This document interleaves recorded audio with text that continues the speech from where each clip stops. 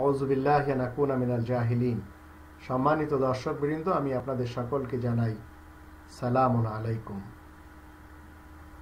প্রশ্ন করা হয়েছে, কোরআনের সাথে হাদিস এবং ফিকা মানতে চায় কারা?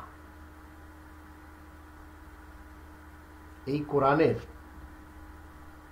কোরআনের 10 নম্বর সূরা ইউনূস এর 15 এবং 16 এই দুটি আয়াত যদি আমরা দেখি তাহলে দেখতে পাই আল্লাহ বলেন, ওয়াইদা তুতলা আলাইহিম আয়াতুনা বাইয়িনাতিন ক্বালা আল্লাযীনা লা ইয়ারজুনা লিকানা ইতি বিকুরআনিন গায়রি হাযা আও বাদদিলহু কুল মা ইয়াকুনু লি আন উবাদদিলাহু মিন তিলকাই নাফসি ইন আত্তাবিউ ইল্লা মা ইউহা ইলাইয়া ইন্নী আখাফু ইন আসাইতু রাব্বি আযাবা ইয়াউমিন আযীম কুল লাউ শা আল্লাহু মা তালাউতু আলাইকুম ওয়া লা আদরাকুম বি ফাকাদ লাবিস্তু ফিকুম উমরাম মিন ক্বাবলিহি আফালা তাকিলুন।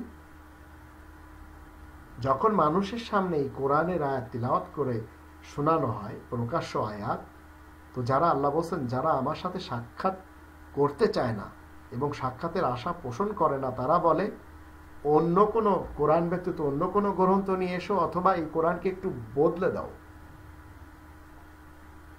কোরআনের সাথে মানুষ যখন আপনি কোরআনের কথা বলবেন, সঙ্গে সঙ্গে আপনাকে বলবে একটু হাদিসও বলেন, আর যেই আপনি তাদের কথা মতে হাদিস বলবেন, আর এক পার্টি বলবে একটু ফিকাও বলেন, এরপরে আবার আর এক পার্টি বলবে একটু উসুল বলেন, আর এক পার্টি বলবে একটু বালাগাত বলেন, আর এক পার্টি বলবে একটু ফাজাইল বলেন, আর এক পার্টি বলবে একটু ফয়জান বলেন। এইভাবে আপনি বাতিলের স্রোতে আস্তে আস্তে ভেসে যাবেন যদি শুধু কোরআন না মানেন।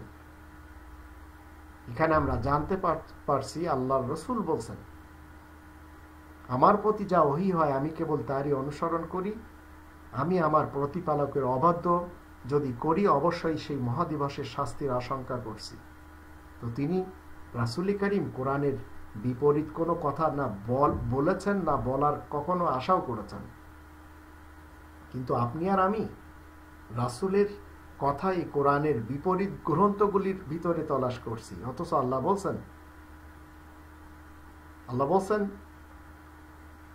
69 নম্বর সূরা